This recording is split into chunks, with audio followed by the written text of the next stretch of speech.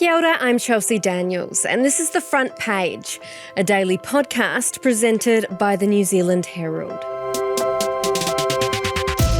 After 24 years, former National Party leader Judith Collins has called time on her career in politics for a new role as head of the Law Commission. The highs have been high, the lows have been very low. And through it all, I've been able to do what I do because of the unwavering support of my husband David and my son James. I want to thank the Prime Minister for his confidence in me and for trusting me just to get on and do my job. And I want to thank my staff, both political and departmental, and my electorate volunteers. I simply could not have done this job without you all. Collins is the longest continuously serving female MP in New Zealand, winning her seat in Clevedon and then Papakura at every general election she has contested since 2002. The Prime Minister's office has confirmed Collins will remain the MP for Papakura, retaining her portfolios until she moves to the Law Commission mid-year. So what does her departure mean for New Zealand politics? Who is National lining up for her seat? And when the history books are written, what will Judith Collins be remembered for? Today on the front page, Newstalk ZB's senior political correspondent Barry Soper is with us to unpack a career defined by survival, scandal, comebacks and crushing presence in New Zealand politics. First off, Barry, what do you make of the news? Look, it's surprising she's going to the Law Commission and giving up a long career in politics, but it shouldn't really be all that surprising. She had 21 years practising as a lawyer before she came into politics, and she loves the law.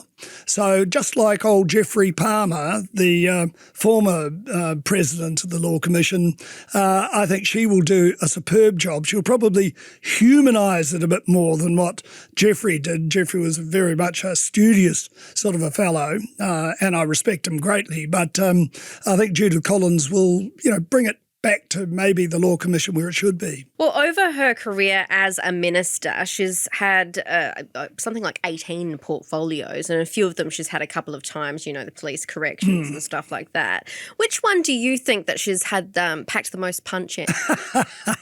Well, the one she's remembered the most for is her police ministry. Yeah, when she cracked down on the boy racers and said she would crush all their cars, and they passed legislation to allow the police to do that. But unfortunately, I believe that Judith only crushed one car.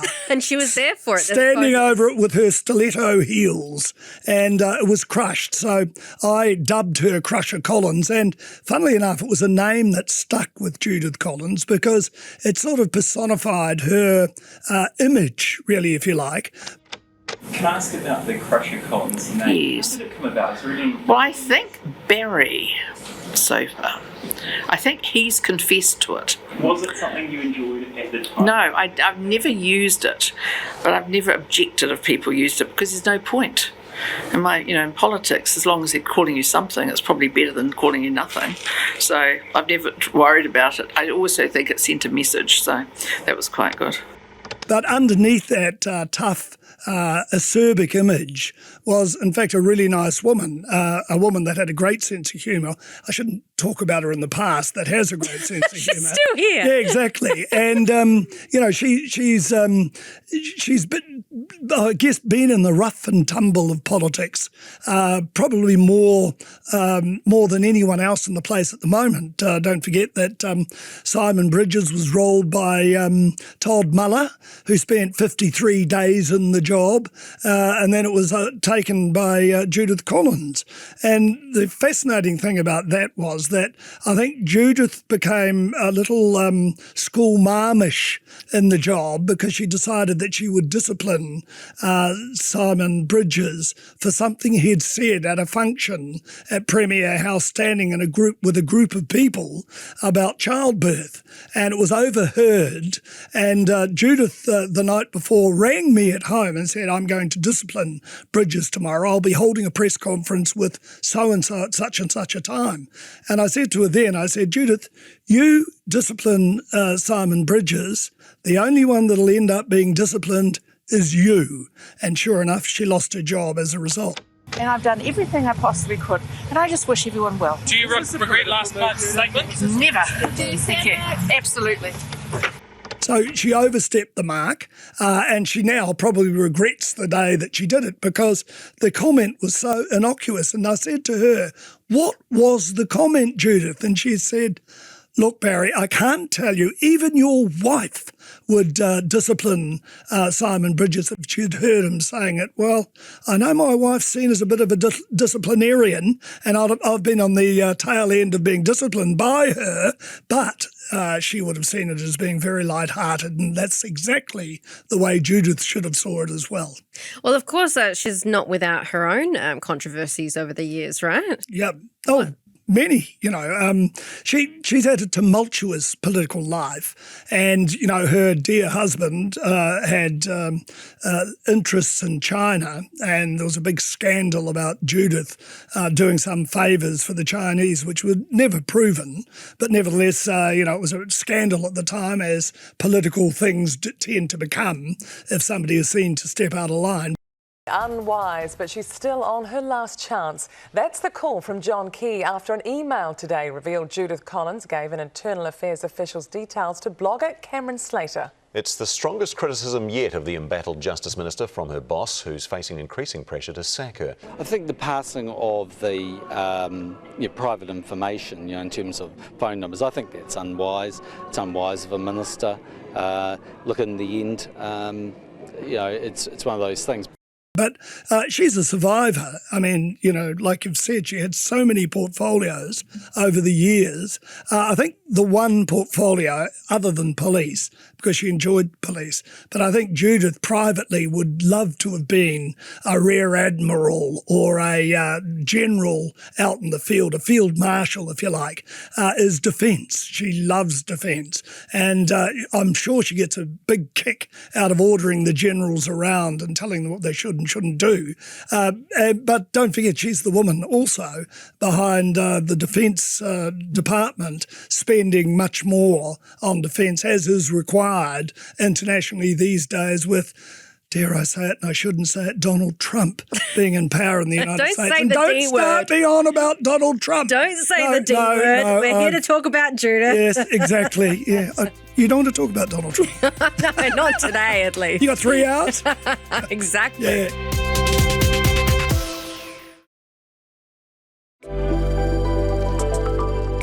So when do you want to be Prime Minister? Know that you want to be Prime Minister at some stage, otherwise you wouldn't put your hand up to be the leader of the National Party. I was sort of joking. What, you were joking? Yeah. I was joking because I knew that things were being there. I knew I didn't have the votes. The first time I put it up was because I didn't like Bill English just being anointed. It's not jolly royalty. What are we doing? You should actually have a competition, make it worthwhile. And the second time, I didn't have the numbers then, but I thought, well, I'm the only one who's had any experience in opposition, and so I'll show you what to do. In terms of Judith, and I think she really shines, obviously, in those roles, the police, corrections, and defence and veterans. But the one that I see her, she becomes lighter. She becomes, her aura is cleansed when she's speaking about space. I think we had her on the podcast. Goodness, when she got the space portfolio, of course, she's the first one to have the space portfolio. Yeah. And she came into the Zoom with space behind her, and she said, "To infinity and beyond." And it was just the nicest that I've seen her, and the lightest that I've seen her. And I saw that was one of her achievements that she listed as well. And who would ever have thought that little old New Zealand would have a space ministry? I certainly wouldn't have thought it. And I go back to, I remember when Air New Zealand did its inaugural flight to Vancouver, and we were in Whistler having a good time, and I was standing on a podium with this weird-looking chap and said, "What do you do for a living?" And he said, "Oh, I'm into rockets." It was Peter Beck. This was about 20 years ago. And I thought, you're a weirdo. And look, here's Judith Collins, the Minister of Space. So, New Zealand's come a long way in that front, and I say it's marvellous. And let's hope the next space minister is as stylish as this one. Yeah, exactly. Well, you've been in Parliament and the Beehive longer than Judith, of course. Do you remember when she first came in? No, not particularly. What's your first memory of her? Oh, probably in the House debating. Yeah. And, you know, she's very clever and she was always a very good debater. And I enjoyed her sense of humour. She wasn't the best debater in the House, but she was certainly very good. She knew what to say and how to cut somebody down and put them in their space. I remember her being around. I remember talking to her at caucus parties, and she was always entertaining, always good fun. And, I wish her very well for the future. How do you think her public persona is different to her private persona? Quite markedly, really. I think, she's very business-like when it comes to politics. And having made mistakes in the past, she's become, I think, and learnt a lot and become a very good politician. And I think people see her as a fairly formidable force in politics, and rightly so. But, when you see the other side, to the private side, you always get a giggle, you always have a laugh. She likes a drink and she's a good sort.